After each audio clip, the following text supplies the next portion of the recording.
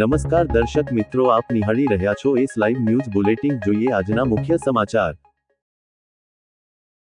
અમદાવાદની ગોતા વિસ્તારમાં આવેલ સિલ્વર ગાર્ડનિયા સોસાયટીમાં ભવ્ય શ્રીમદ ભાગવત સપ્તાહ જ્ઞાન મહોત્સવનું આયોજન. અમદાવાદના ગોતા ખાતે આવેલ સિલ્વર ગાર્ડનિયા સોસાયટીમાં રામી પરિવારના સંયુક્ત ઉપક્રમે આયોજિત શ્રીમદ ભાગવત સપ્તાહ જ્ઞાન યજ્ઞ મહોત્સવમાં દિવ્ય આશીર્વાદ મેળવવા માટે તમામ ભક્તોજનોએ હાર્દિક આમંત્રણ પાઠવવામાં આવ્યું છે. આ ભવ્ય આધ્યાત્મિક મહોત્સવ તારીખ 21 મે થી 27 મે દરમિયાન યોજાનાર છે. ડિટેક્ટિવ અભિષેકભાઈ રામી, એડવોકેટ અંજનાબેન રામી, કુમારી પૃથ્વીબેન રામી દ્વારા આયોજિત આ પવિત્ર કથાનું અધિક માસ નિમિત્તે વિશેષ મહત્વ છે.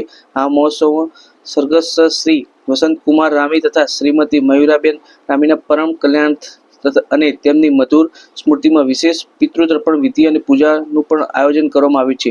આ સપ્તાહ દરમિયાન અમદાવાદના પ્રખર વક્તા પૂજ્ય શાસ્ત્રી ડોક્ટર ધવલ જોશી અને તેમની આગવી અને અદ્ભુત શૈલીમાં ભક્તોને રસપાન કરાવી રહ્યા છે. કથાનો દૈનિક સમય દરરોજ રાત્રે 8 વાગ્યાથી 11:30 વાગ્યા સુધી રાખવામાં આવ્યો છે. આ અંગે અભિષેક રામીએ જણાવ્યું હતું કે હું તમામ ભક્તજનોને આધ્યાત્મિક યાત્રામાં જોડાવા માટે હૃદયપૂર્વક આમંત્રણ પાઠવું છું. આ ધાર્મિક મહોત્સવને સમુદાય માટે આટલી સુંદર રીતે આયોજિત કરવા બદલ હું અંજના, પૃથ્વી, સમગ્ર રામી પરિવાર અને સિલ્વર ગાર્ડનિયા સોસાયટી તમામ સભ્યોનો આભાર પણ વ્યક્ત કરું છું. આપ સૌને મારા જય શ્રી કૃષ્ણ. મારું નામ ડિટેક્ટિવ અભિષેક રામી છે. આપણે અહીંયા ભાગવત સપ્તાહ સિલ્વર ગાર્ડનિયા સોસાયટીમાં ગોતા વિસ્તાર અમદાવાદમાં રાખી છે, જે અધિક માસમાં 7 દિવસનો આ કથા હોય છે અને 8મા દિવસે અમે નારાયણ હવનનું આયોજન કર્યું છે. અને આ કથાનો પર્પસ, એનું મેઇન માધ્યમ છે પિતૃ મોક્ષાર્થે. પુરુષોત્તમ માસ જે પિતૃ મોક્ષાર્થે અને ભગવાન કૃષ્ણને સમર્પિત હોય છે. ભગવાન શ્રી કૃષ્ણે પોતે કીધું છે કે હું પોતે પુરુષોત્તમ માસમાં, એ મારો માસ, હું પોતે આમાં વસું છું. અને આ માસમાં જેટલા પણ બી ધર્મ કાર્ય કરવામાં આવતા હોય છે, એ ધર્મ કાર્ય એનું મહત્વ, એની ફળ 100 ગણું થઈ જાય છે. અને જેના પ્રેરણા રૂપે મને એવું થયું કે હું આ ભાગવત સપ્તાહ આ જ પુરુષોત્તમ માસમાં, જે અધિક માસ તરીકે પણ કહેવાય છે, એમાં હું આ સોસાયટીમાં કરી રહ્યો છું. જ્યારે મેં આ અધિક માસ પહેલાં મને પ્રથમ એવું આવ્યું કે આ અધિક માસ હું કૃષ્ણ ભૂમિમાં રાખું, જેમ કે ડાકોર રાખું કે દ્વારકા રાખું. પછી મને વિચાર આવ્યો કે ત્યાં અમુક લિમિટેડ માણસો સાથે જ ભાગવત સપ્તાહ કરી શકીએ, પણ જો આ ભાગવત સપ્તાહ હું મારી સોસાયટીમાં રાખું તો મેક્સિમમ લોકો આ કથાનો લાભ લઈ શકે. નાના બચ્ચાઓથી માંડી સિનિયર સિટીઝન સુધી બધા લોકો આ કથાનો લાભ લઈ શકે. અમુક સિનિયર સિટીઝન એવા છે કે જે ચાલી શકતા નથી, કે પૈસાના અભાવ રૂપે જઈ શકતા નથી, કથા સાંભળી શકતા નથી. તો એના માટે આ ભાગવત સપ્તાહ અમે અમારા ઘરના આંગણે રાખી. ઘરના આંગણે આ ભાગવત રૂપી ગંગા અમારા ત્યાં આવી છે અને મેક્સિમમ લોકો આ કથાનો લાભ લે છે. અને સ્પેશિયલી જે અમારા જેવા એજ ગ્રુપના લોકો છે, જે ધંધા પાણી નોકરીના માટે સવારથી રાત સુધી સ્ટ્રગલ કરતા રહેતા હોય છે અને કોઈ ધાર્મિક કાર્યમાં ઇન્વોલ્વ થઈ શકતા નથી, તો એવા લોકોનો અમને સૌથી વધારે સહયોગ મળે છે. અને એવા લોકો જે ઇવન હું પોતે પણ બી આજ સુધી મેં ક્યારે ભાગવત સપ્તાહ સાંભળી નથી કે ના મને એના વિશે કંઈ માહિતી છે, પણ મને એવું ભાસ થતો, એવું મને કલ્પના હતી કે મારે ક્યાંક એવી સગવડ થાય, ભગવાનની પ્રેરણા થાય તો હું એક દિવસ જરૂર ભાગવત સપ્તાહનું આયોજન કરીશ. અને અત્યારે આ અવસર મારી સામે આવ્યો છે કે ભાગવત સપ્તાહ પુરુષોત્તમ માસમાં કરવાનું મને ભગવાન શ્રી કૃષ્ણ પ્રેરણા કરી, જે મેં અહીંયા રાખી. અને આ જ્યારે મેં સોસાયટીમાં આ મારો પ્રસ્તાવ મૂક્યો તો સોસાયટીવાળા મને ખૂબ જ સરસ રીતે મને સહયોગ આપ્યો. અને આખી સોસાયટી, ઇવન અમારો ગોતા વિસ્તારમાંથી બધા જ અમને અહીંયા આવકારે છે અને બધા જ લોકો અમને ગોતા વિસ્તારમાં રહીને અહીંયા સિલ્વર ગાર્ડન સોસાયટીમાં ભાગવત સપ્તાહનું આયોજન કરી રહ્યા છે. મારું નામ એડવોકેટ અંજના રામી છે. સિલ્વર ગાર્ડનની રહેવાસી છું. અને અહીંયા અમે આ 21 તારીખથી લઈને 27 તારીખ સુધી ભાગવત સપ્તાહનું આયોજન કર્યું છે.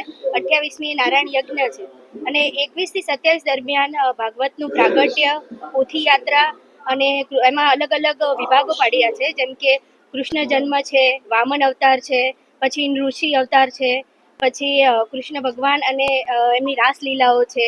અને અલગ અલગ અવતારોમાં અલગ અલગ વેશભૂષાઓ પણ અહીંયા થાય છે. અને અન્નકૂટ રાખેલો છે, જેમાં ગોવર્ધન પર્વત પણ આપણે બનાવશું. અને ભગવાન કૃષ્ણ અને રૂકમણીના વિવાહ એ પણ આપણે રાખેલા છે, જેમાં મામેરું ભરાશે ભગવાનનું ધામધૂમથી, ને ભગવાન જાન લઈને અમારા સિલ્વર ગાર્ડનિયાના આંગણે આવશે, જ્યાં આપણે સાક્ષાત તુલસી માતાના સ્વરૂપે રૂકમિણી અને કૃષ્ણ ભગવાન લાલાજીના લગ્ન કરાવીશું. અને આ રીતે સમગ્ર કથા અહીંયા અવિરતપણે ચાલતી રહેશે. અને આ પાવન ગંગાની અંદર આપણે બધા પવિત્ર થઈએ અને આપણી એજ ગ્રુપના બધા જ આની અંદર ઇન્વોલ્વ થાય. અને જેમને જેમને સગવડ થતી હોય એ આવી બધી કાર્યક્રમો કરતા રહે, જેથી આપણા ધર્મનો પ્રચાર થાય અને આપણા પિતૃઓને સદગતિ પ્રાપ્ત થાય. આ કથાની તારીખ 21 તારીખથી ચાલુ થઈ છે અને 27 તારીખ 7 દિવસ સપ્તાહ કહેવાય છે. ભાગવત પારાયણ એ સપ્તાહ યજ્ઞ છે અને 7 દિવસ સુધી ચાલે છે. પરીક્ષિત રાજાના મોક્ષ માટે 7 દિવસની આ કથા છે કે જેમાં પરીક્ષિત રાજાનો 7 દિવસના અંતે મુક્તિ થઈ હતી એમની આ કથા સાંભળવાથી. અને સમય છે સોસાયટીની અંદર રાત્રે 8 થી લઈને 11:30 સુધીનો. રાત્રે 8 થી 11:30 સુધી ડોક્ટર ધવલભાઈ જે આના વક્તા છે એમના મુખારવિંદથી આપણને ભાગવત કથા સાંભળવા. ડોક્ટર ધવલભાઈ જોશીના એ જે પોતે ભાગવત કથા વક્તા છે, જે માંડલના રહેવાસી છે, વર્ષોથી અમદાવાદમાં રહે છે, એ આર્યા ભાગવત સપ્તાહ કરી રહ્યા છે.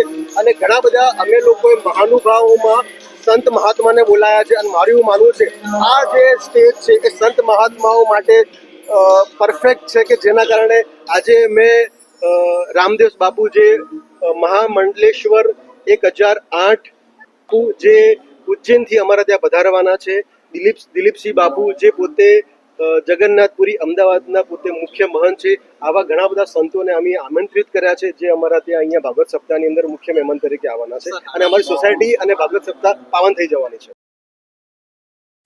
મહોત્સવના વિવિધ ધાર્મિક ઉત્સવોની વિગતો આપતા અંજના રામે જણાવ્યું હતું કે આ કથામાં દરરોજ ભક્તોને એક નવો દિવ્ય આનંદ મળશે, જેમાં પોથી યાત્રા, કપિલ જન્મ, નરસિંહ અવતાર, શ્રી કૃષ્ણ જન્મોત્સવ, ગોવર્ધન અન્નકૂટ પૂજા, રૂક્ષ્મણી વિવાહ, સુદામા ચરિત્ર જેવા પવિત્ર ઉત્સવ ધામધૂમથી ઉજવવામાં આવશે.